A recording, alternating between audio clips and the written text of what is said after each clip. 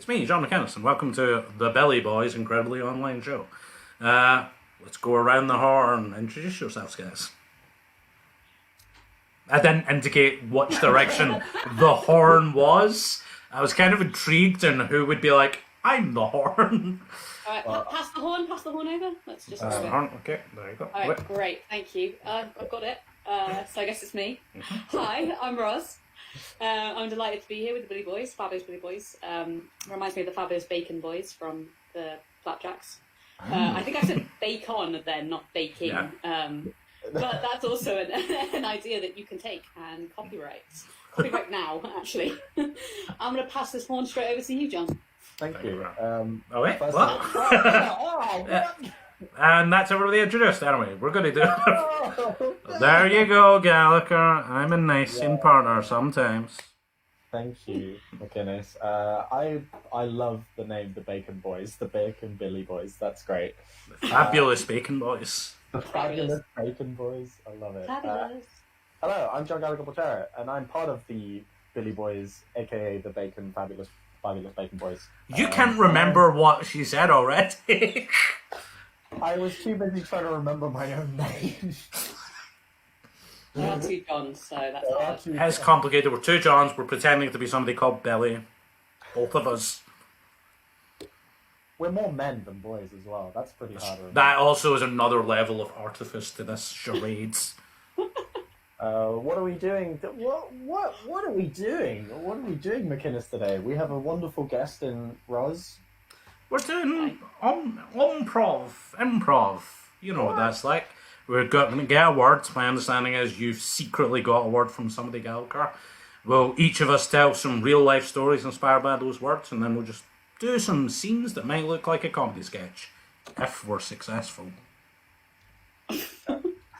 Oh, so ominous. Oh, but if if we're not, though, this is going to end up looking like a dramatic piece of theatre.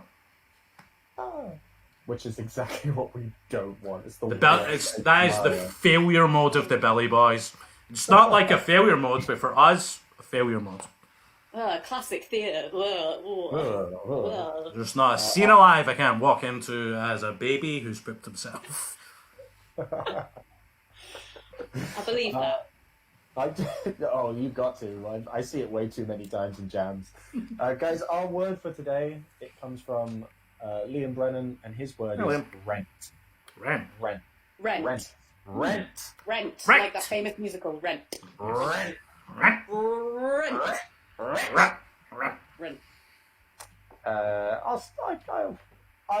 moved to Bristol in 2016. I used to live in Aberystwyth, in a small Welsh town where I used to go to university. Aberystwyth. I spent a year there just working, and then when I moved to Bristol, the first place I lived at was I can't remember how many people lived in this house, but it was between 12 and 16. There was a lot of people that lived in this big house in Fish Ponds. And I remember walking in, and the ground floor were like 3 bedrooms, and then a living room with a telly and a sofa, and then a kitchen. And then upstairs, I think there were about 3 floors going up with just room, and it was like a labyrinth when you went up there. I remember there was like a bathroom as well in the ground floor, but then there was another one upstairs, like on the 2nd floor. So if somebody was in the bathroom on the ground floor, I would go up, and it would take me ages because I didn't know where I was going. Basically, like it was just there were so many rooms, but it was like a completely different house, 2 floors up. It was weird. And I remember the door always being left open. Like there were so many people living in this house that it was just, and I remember like a year or so later, I remember I accidentally bought something from Amazon, and I sent it to that old house. So I had to go to that house again. And then I just remember knocking on the door, and some guy just opened the door and left. He didn't even say hi. He was so used to having so many people there that he just opened the door, looked at me, went to his room, and I was just in this. I was in my old house again. I could have taken anything. I could have taken the mail. I could have taken the TV. The door was just always fucking open, and people were just letting other people in. your go-to there was like, I could take anything. The mails. I could look through the mail. Was that what you were saying? I was a cheeky little boy back then. These fools, I could take their mail, their junk mail from them. The Royal Mail wouldn't even know. There were some pretty big packages in that collection of mail I could have taken. Could have got a new sweater or something. You know. Or the TV. Yeah, or the there were too many cords at the back. It just I don't know. that was too much. Very lazy burglar. Yeah. I don't know about that. Ross said it. Rent the musical. So this kind of reminds me. I mean, that itself reminds me of probably the last big musical that I saw, which is when Book of Mormon came to the UK. Me and a bunch of friends went down to London to watch it. I think I was based in Worcester at the time, and some other friends were based in Bournemouth. And just before we rented a kind of shared hostel. I think it may have been a hotel room actually, but there wasn't enough beds. And just before I was about to go, I suddenly got really bad toothache, horrendously bad. I just didn't have the time to deal with it, so I just grabbed a bottle of ibuprofen and was like, away to the musical I go. And then picked up some friends in a car. In fact, Martin was there. He came down from Glasgow, so I picked him up from an airport. And the entire time, it's a great musical, real fun company, lots of my best friends there. But I'm just in agony the entire time, checking my watch, being is it 4 hours? Can I take more painkillers yet? Just really riding the line. How quickly can I pacify this pain? Until the last day. And then I held it together until I was saying bye to everybody, until my last friend, Steve, was there. I was like, Steve, we should go somewhere where there's a dentist. I just started losing my mind. I was like, I need to go to a hospital or something. I am in too much pain. I couldn't even sleep. Instead of sleeping on the Saturday night, after the musical, I just went to the bathroom and stood in the shower for a long time. That seemed to pacify the pain.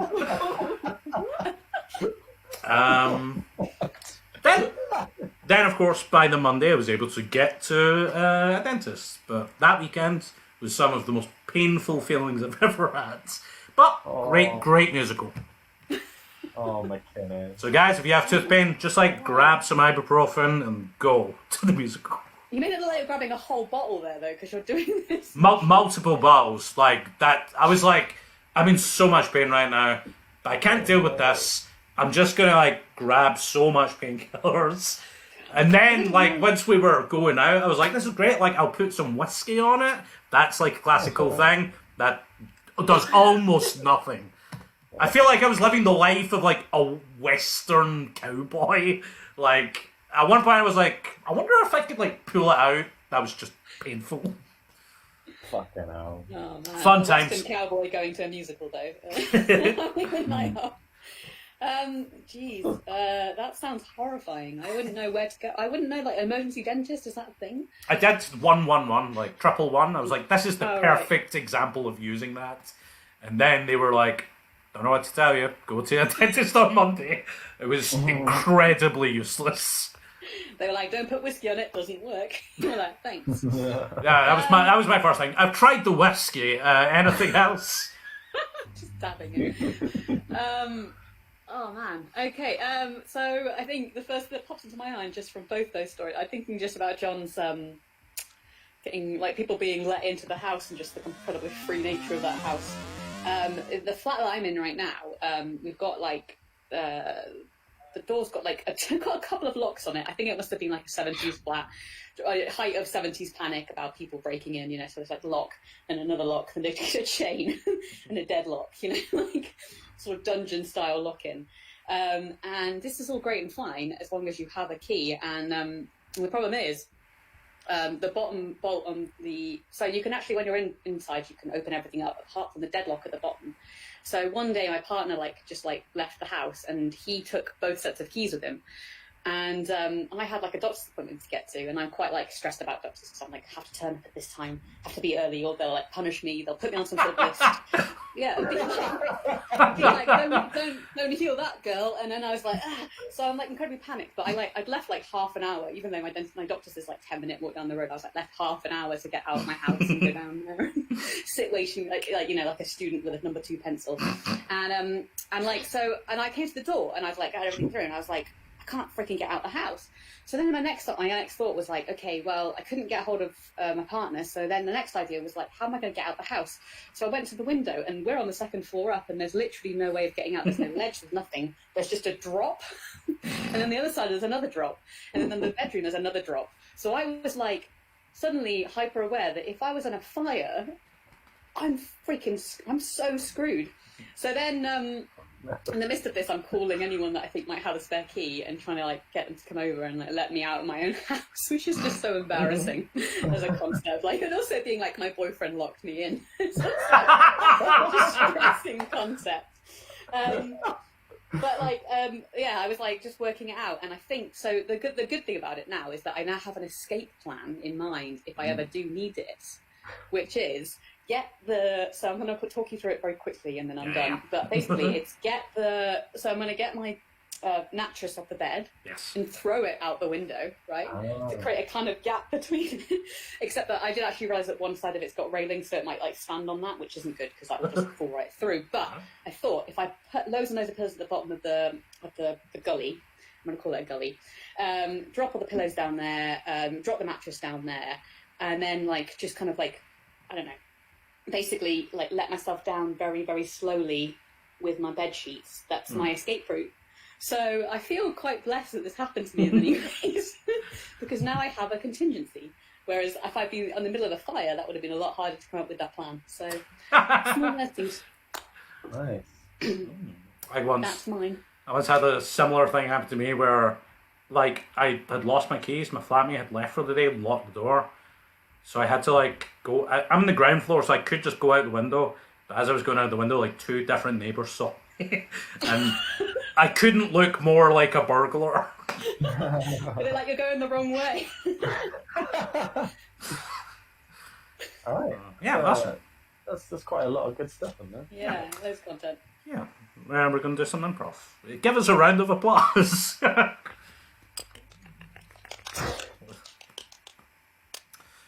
Hello, you're here about the flat, right? Yeah, sure am. Yeah, it's good to meet you. Katie, right? It is Katie, yeah, hi. Sorry, were you Mike? Mike, yeah, it's kind of hard finding a place to rent. You got to do it over email nowadays. Yeah. Yeah. Thank you so much for your just general, like, friendliness over email. I tend to get a bit freaked out talking to new people, so you've been delightful. Not a problem at all. I understand people come to a new city, like they kind of need a friendly face. You're going to uni here, right? Like Uni of Sheffield. Yep. Well, go Sheffield Dogs. I never went there myself. Woof woof.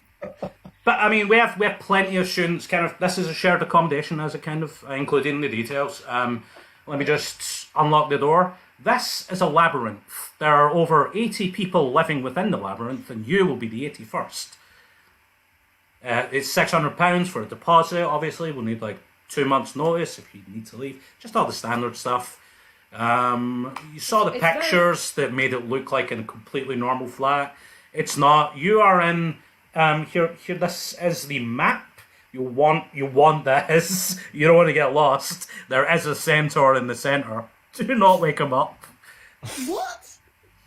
There's a half horse, half man who lives in the centre. I don't understand what a centaur is. I don't know. I mean, but I don't understand what they would be doing in the middle of my student accommodation. Well, he's also the handyman. He takes care of like changing the light bulbs and changing the locks if we have to change the locks.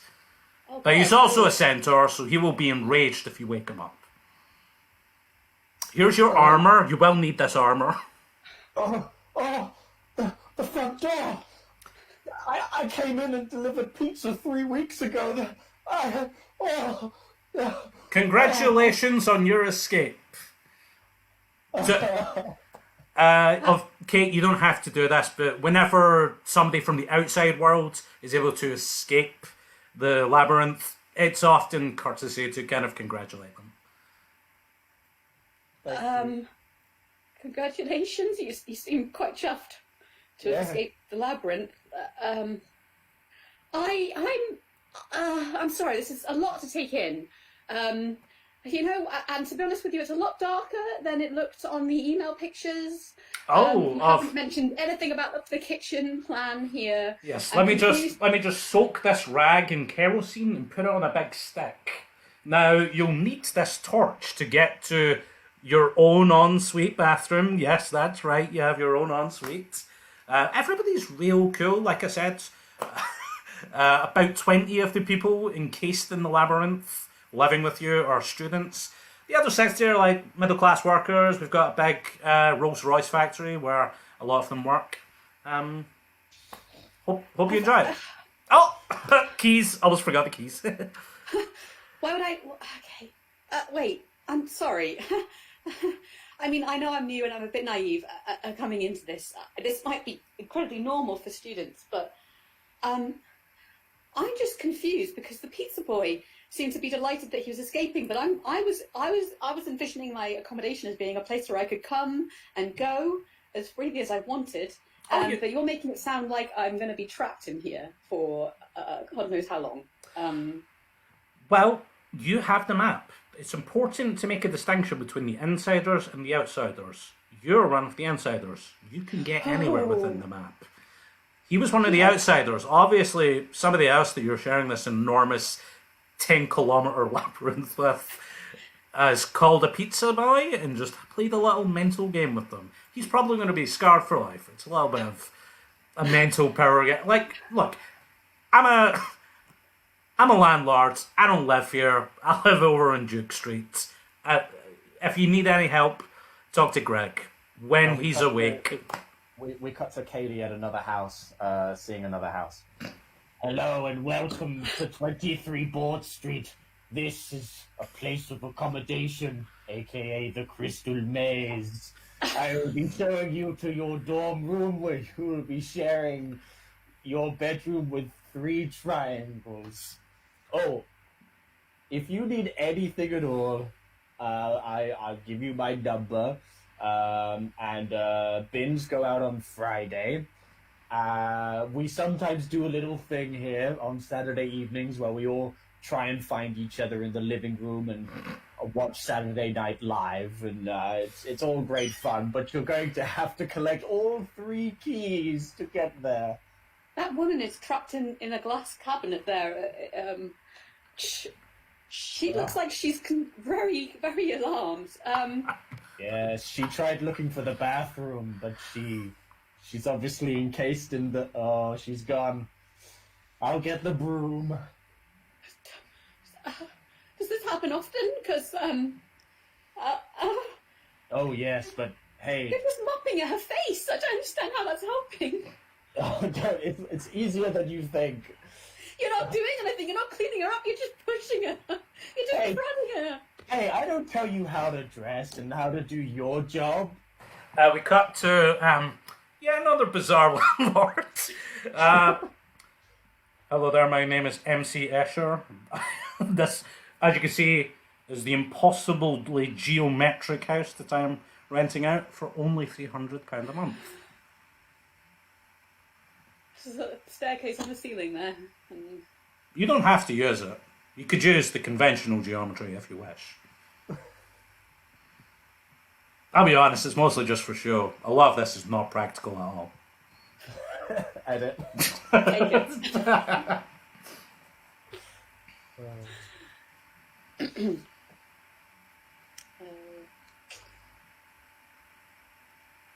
Okay, pull the red wire first, then the green wire.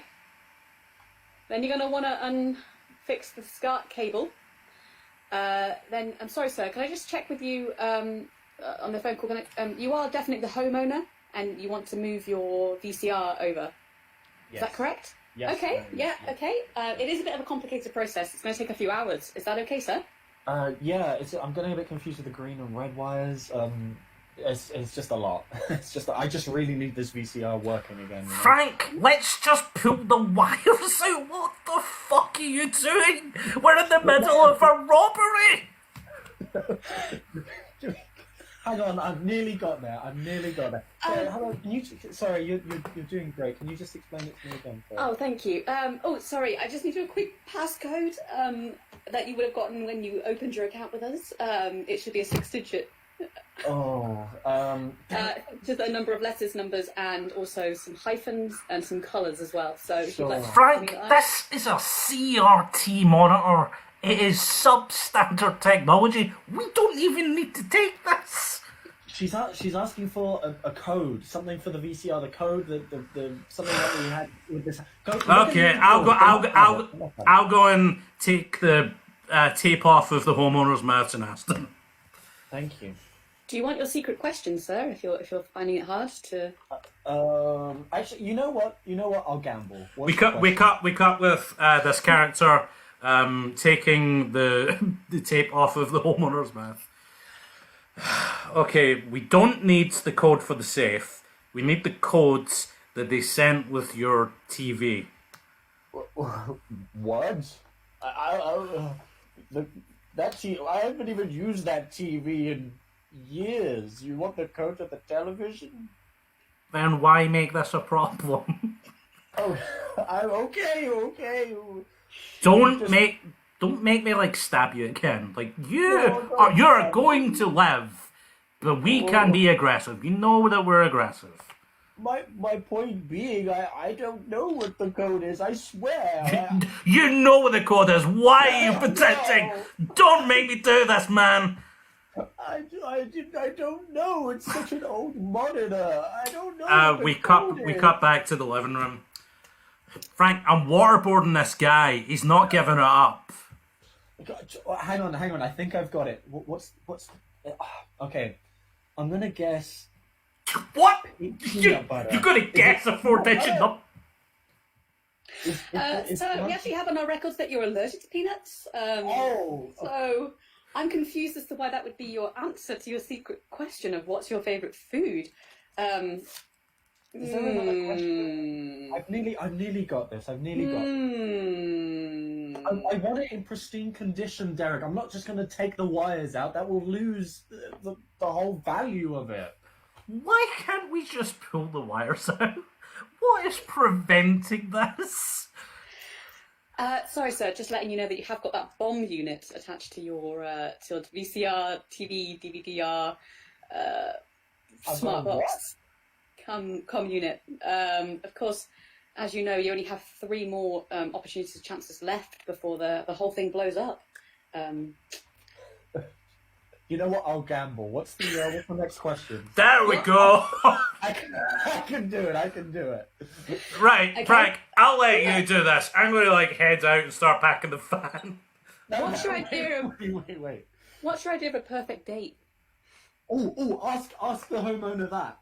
What would he do on a perfect date? Frank, he just saw his life flash before his eyes. I just waterboarded him. I don't think he's going to be responsive.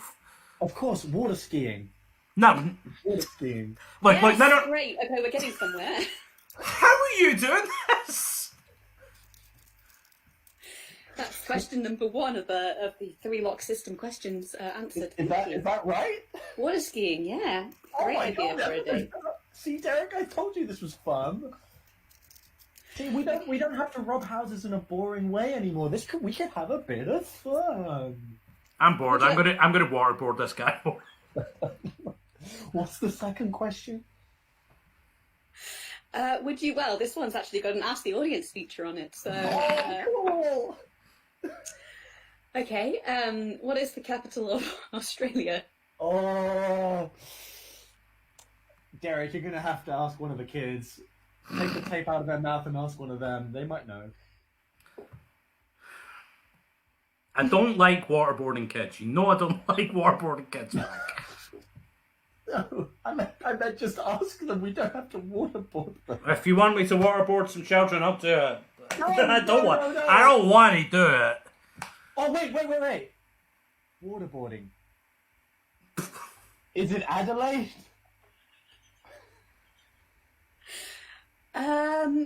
Yeah. Yeah. We cut back in time to the owner of the house at a local Dixon's. So, sir, this TV comes with a bomb protection unit. If the wires are not removed in the correct order, it will explode, killing everybody in miles. Oh, Derek, you have to get that one. You have to get that one, Derek. We have to. This is, strictly speaking, semi-legal. Well, it's a bit more fun than having a legal television. I'll take it. Is there any security questions that come with it? Yes, a series of them that I will just read off of this sheet right now. Do you mind if I waterboard myself while you ask me? You enjoy waterboarding? I usually get most of my answers from it, yes. We cut back to, like, this guy being waterboarded, and he likes it a bit too much. Why do you enjoy this? This is a nightmare! It is. Oh, dear.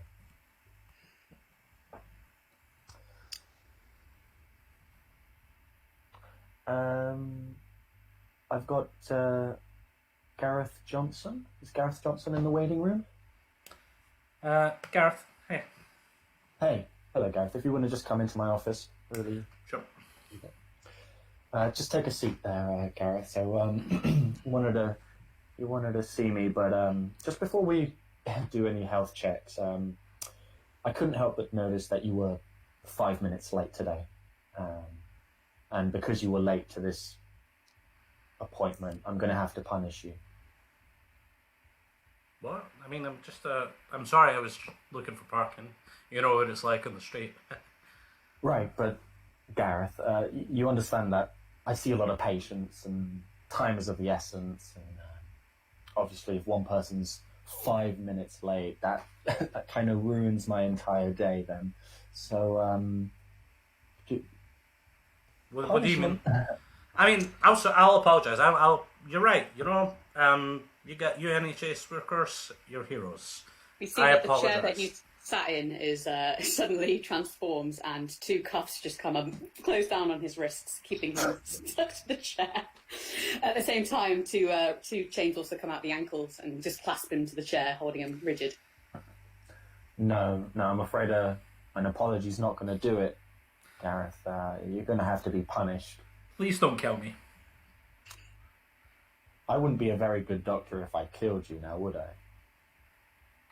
I mean, you're not a good doctor right now. You've chained me to a chair against my will. Help! Help! I'm afraid everybody knows of your lateness and they're not here to save you. Okay, what do you want? What do you want? I'm sorry. I am genuinely sorry that I made your day, delayed. Well, that's fine. It's just, I work hard and, there's a lot of things that we need as doctors to save other people, and I think what you're going to do... This guy that sat down is, secretly, taking his phone out. He's not listening. Doctor? Yes. Sorry, just wanted to know whether or not you wanted me to bring in the sort of chain of people that have been affected by this gentleman's 5 minutes late. We have the widow outside, the children's orphanage, and the cat farm. David, you just come in. You come into the room when exactly at the point where I need you. Send them all in. Send them all in. Let's guilt trip the fuck out of this kid right now. Emotional torture. I love it. Yeah, let's do it. Bring him in. There you are. How do you feel, Gareth? Huh? You feel bad? Huh? He was only 30. Mm-hmm. It was just 5-minute appointment. And if he'd been able to get in. Yeah, you like that? Huh? What is this? What the fuck is this? Is this a community theatre actor? What is going on? You've chained me up. My 5-minute delay caused somebody to die? Fuck it did. Fuck. Look at my husband's face. Where's a dead body? Just throw your husband on him. No, don't do that. That's right. Yeah, it's not a theatre community performance anymore, is it, Gareth? Get this human body off me. Oh no, not yet. Your punishment ain't over. But it's like kissing me. We see the guy on Gareth. He's got his eyes closed and but he's still breathing.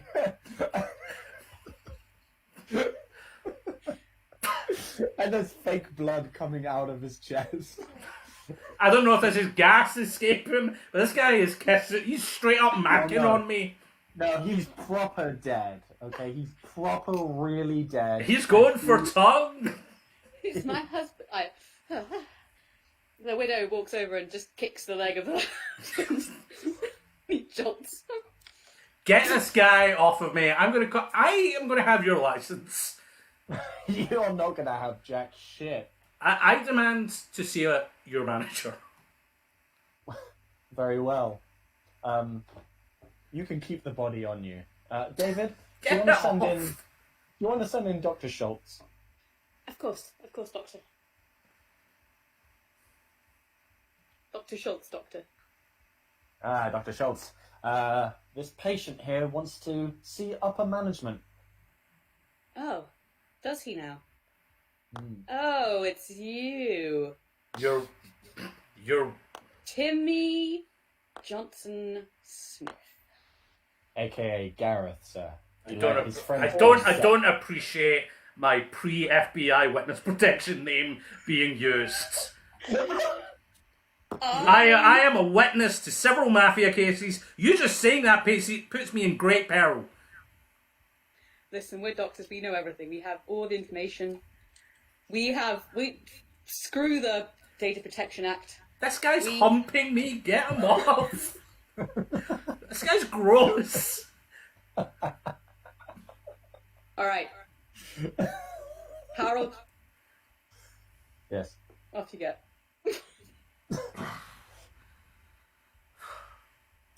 I'm going to sue this hospital into the ground. You guys aren't NHS heroes. Did you try to shush me? I am chained to a chair. I have righteous fury and indignation. What, just, okay, no, you are heroes, obviously, we are going through serious times. What do you see? People applauding your brave services. Okay, you are, if my hands were uncuffed, I too would be applauding. It's not through choice that I'm not doing that. You are heroes. Look at you this don't tattoo I have. What do you see? It's Aneurin Bevan, the father of the NHS. Yeah. You're goddamn right it is. You're here. You are heroes. You're putting me in an uncomfortable position. The fact of the matter is, you upset my subordinate here, and we've been working really hard. Mm-hmm. And you come in here 5 minutes late for a slot that we allocated to you. Free. Don't cry. What you? I have just been humped, and I am locked to a chair. I've been trying to hump him and kiss him, and he's not doing anything. I put fake blood on myself and pretended to be a corpse to scare him. And he said we're not heroes. Harold, listen, you're an excellent junior doctor and an even better actor. Okay, you don't listen to this man. Okay? This guy's acting skill sucks ass. Okay, he's a hero, but his acting skills. Hey, stick to your. Are you saying that if this man was on a stage right now, you wouldn't applaud him? Even if my hands were uncuffed, no, I wouldn't. Oh, he's doing it again. He's not applauding the NHS. Come on, The worst crime. Look, I came in here for my final chemotherapy session. Let's get on with it. It is not cool.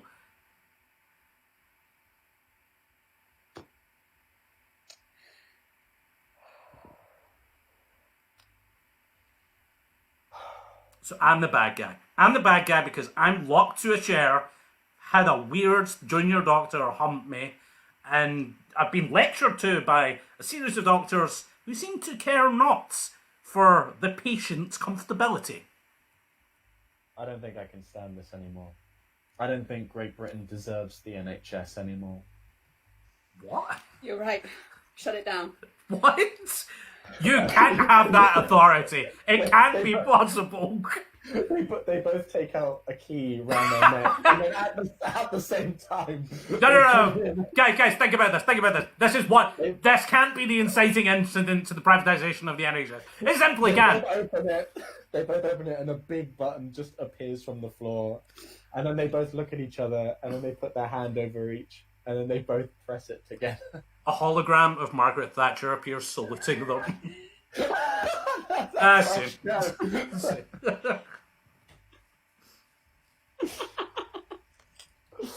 Oh. Do we have time for one more? Or should we... I think we've got time. A lot of time.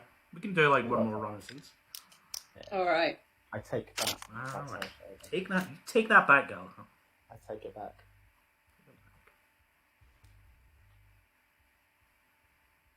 Hey, look, okay, guys, look. You guys are doing great in this Fringe run. You know, you're really bringing a lot of pathos to the work of David Mamet. But Gallagher, you can't call the show halfway through it. You just can't do it. You can't call it halfway through Glengarry Grind, Ross. It's like they don't even have the bank robbery yet. It was a great first half, but you can't call it. Okay, the reason I called it is just that I think Ros was like, her object work was like, it was too good. It was way too good, and we had to call it there. I mean, that was the peak. No, and then no. I had more to do. Right. I had more to do, you know? There's a whole second act where my character has a transformation arc, and you've denied that from me, John. This is not an improv show. You are miming props, which I really respect, because I feel like we're really deconstructing what Mamet wanted to do with this piece. And there's so many props around me as well. We have all the stuff. I just took it in that other direction because I believe in this show. No, Roz, your choices were perfect. Gallagher, I'm just saying, you can't call a play halfway through it. I just think the peak of the show was when Ros comes in, like mimes a coffee, I think it was, and then she drinks it. It was clearly tea. You know that was tea. I just think that if we changed it to coffee, and the moment she says, this is good, that does it for me. I just think it's great. We're a Fringe show. We've got 60 minutes. You can't call it at 30 minutes.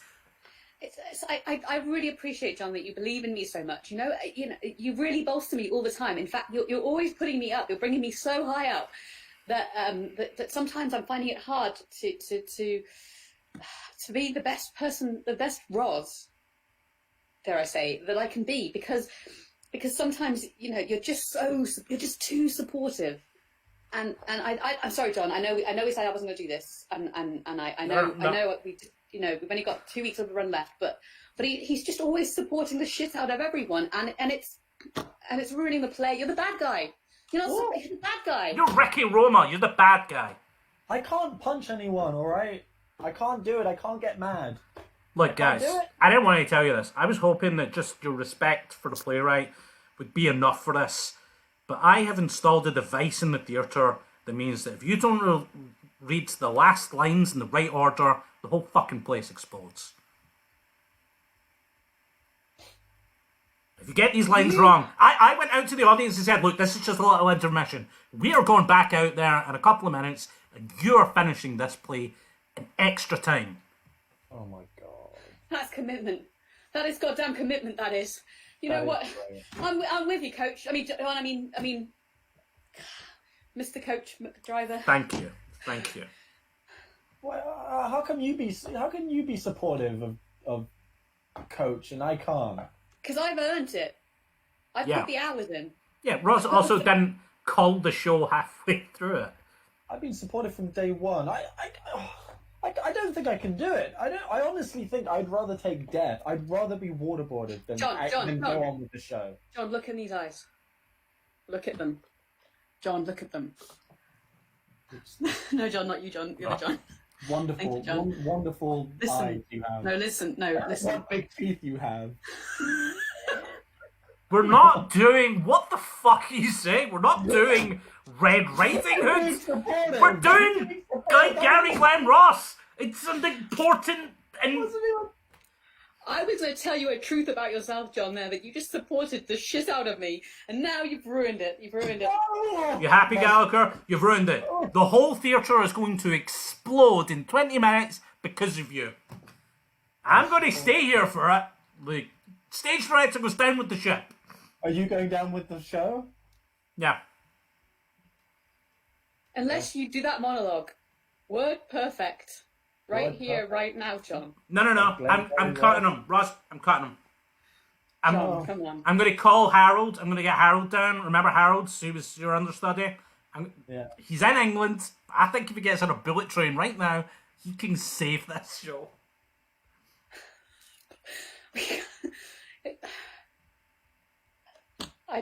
I want to be supportive of you, John, in this, but